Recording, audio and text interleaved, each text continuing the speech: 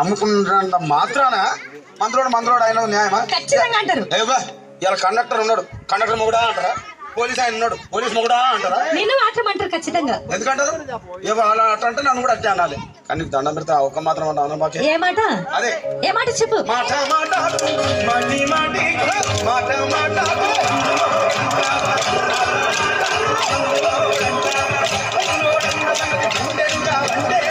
నచ్చారమ్మో నచ్చారమ్మో నచ్చారమ్మో